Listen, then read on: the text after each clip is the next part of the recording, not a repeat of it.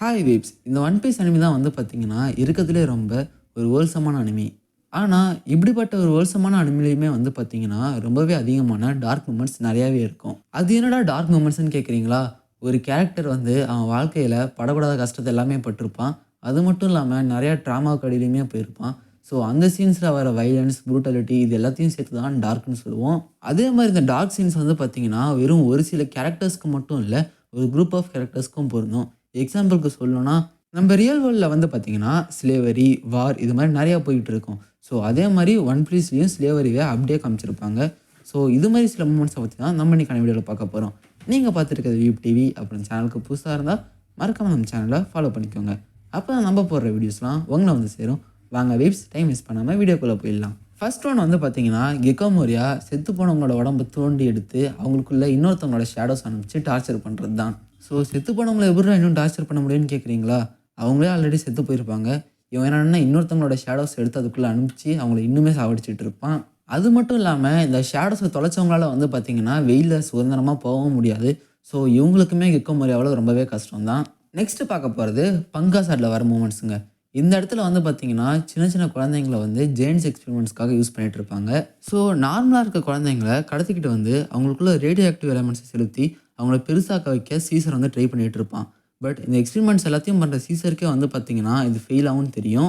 அது மட்டும் இல்லாம இந்த ரேடியோ ஆக்டிவ் எலமெண்ட்ஸ் எல்லாமே வந்து பார்த்தீங்கன்னா, இந்த குழந்தைங்களோட உசுருக்குமே ரொம்ப பெரிய ஆபத்தா இருக்கும். இன்ஃபாக்ட் இந்த எக்ஸ்பெரிமெண்ட்ட இன்னும் 2, 3 மாசம் கன்டின்யூ பண்ணியிருந்தா, அந்த குழந்தைங்கள்ல யாருமே உயிரோட இருந்திருக்க மாட்டாங்க.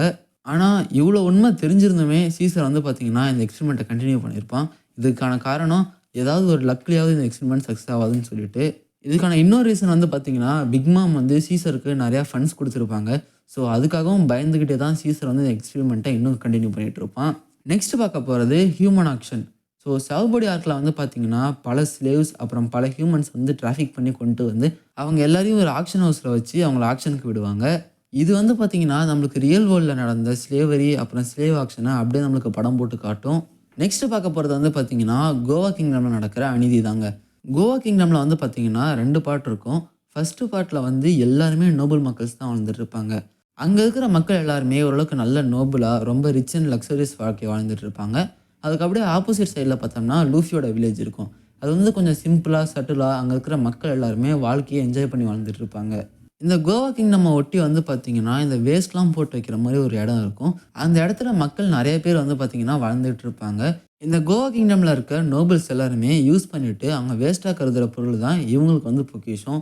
ஸோ, இவங்க எல்லாருமே வந்து பார்த்தீங்கன்னா, அந்த வேஸ்ட் மெட்டீரியல்ஸ்லேருந்து தான் சஸ்டெயின் ஆகி வாழ்ந்துட்டு இருப்பாங்க. நான் ஆல்ரெடி சொன்ன மாரி, இந்த கோவா கிங்டம் வந்து பார்த்தீங்கன்னா, நோபல்ஸ் வாழ்ற ஒரு இடம். இங்க இருக்கிற நோபல்ஸ் எல்லாத்தையும் பார்க்க செலஸ்டியல் டிராகன்ஸ் மாரி பெரிய ஆளுங்கலாம் அப்பப்போ வருவாங்க.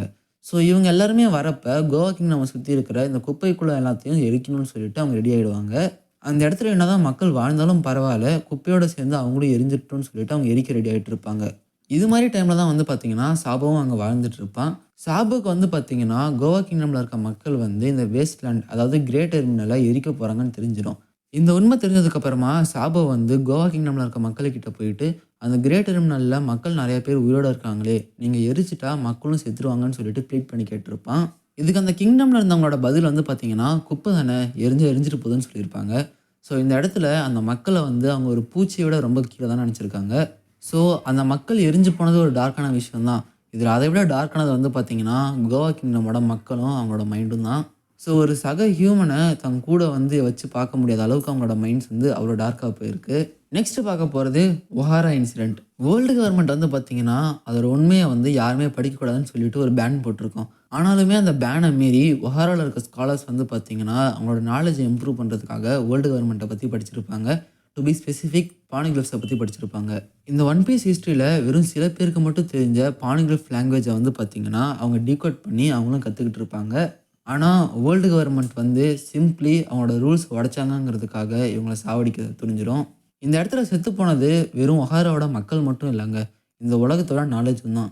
ஏன்னா, ஒஹாரால இருந்த புக்ஸ் எல்லாமே அப்படி விலை மதிக்க முடியாத நாலேட்ஜ வச்சிருந்த புக்ஸ். இது மட்டும் இல்லாம அங்க இருந்த ஸ்காலர்ஸாலயுமே பானிகிராஃப்ஸ டீகோட் பண்ண முடியும். ஸோ, இப்ப அந்த நாலேட்ஜ் எல்லாமே அழிஞ்சு போயிடுச்சு. புக்ஸ் வந்து பார்த்தீங்கன்னா, டோட்டலா அழிஞ்சு போயிடுச்சுன்னு நம்மளால சொல்ல முடியாது. பட் ஆனாலுமே மெஜாரிட்டி ஆஃப் த புக்ஸ் வந்து அழிஞ்சு தான் போச்சு. இந்த வேர்ல்டு கவர்மெண்டோட சீக்ரெட்டை மெயின்டைன் பண்ணுறதுக்காக ஒரு மொத்த ஐலாண்டுமே வந்து பார்த்தீங்கன்னா மொத்தமாக சாவடிச்சிருப்பாங்க. ஸோ இந்த இடத்துல இதுதான் ரொம்ப டார்க்காக இருக்குது. நெக்ஸ்ட் பார்க்க போகிறது ஓனர் ஜெஃப் தாங்க. ஸோ ஓனர் ஜெஃப் வந்து சாஞ்சிக்கு சாப்பாடு கொடுத்துட்டு அவர் சாப்பாடு இல்லாமல் இருந்திருப்பார். ஸோ லிட்ரலாக 70 நாளுக்கு மேலே அவர் சாப்பாடு இல்லாமல் என்ன பண்ணியிருப்பார் நீங்கள் யோசிச்சிருக்கிறீங்களா? ஆமாம், அவரோட காலை அவரே சாப்பிட்ருப்பாரு. இது வந்து பார்த்தீங்கன்னா கம்ப்ளீட்லி மாங்கா எக்ஸ்க்ளூசிவ். ஏன்னா அனிமியில் வந்து இந்த சீனை அப்படியே மாற்றி விட்டுருப்பாங்க. ஜெஃபோட கால் வந்து ஏதோ ஷிப்ஸோட டெப்ரிஸ்குள்ளே மாட்டிகிட்டு இருக்க மாதிரியும் அதனால் ஜெஃபே வந்து அதை கட் பண்ணி விட்டுருக்க மாதிரி காமிச்சிருப்பாங்க. இந்த இடத்துல ஜெஃப் வந்து சாஞ்சோட உயிரை காப்பாற்றணும், ப்ளஸ் அதே சமயம் அவனும் உயிரோட இருக்கணும்னு சொல்லிட்டு அவனோட காலை அவனே சாப்பிட்ருப்பான். இது எந்த வகையில் டார்க்காக இருக்குதுன்னு பார்த்தீங்கன்னா இந்த இடத்துல கேனிபலிசமை காமிச்சிருப்பாங்க.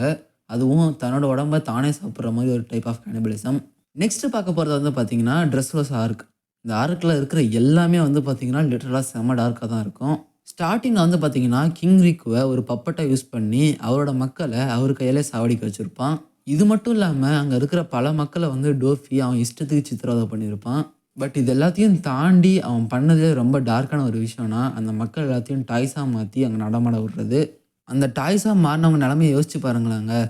அவங்க டாயாக மாறினதுக்கப்புறம் அந்த மெமரிஸ் எல்லாமே அவங்களுக்கு இருக்கும். ஆனால் அவங்க ஃபேமிலி மெம்பர்ஸ்க்கு எந்த மெமரியுமே இருக்காது.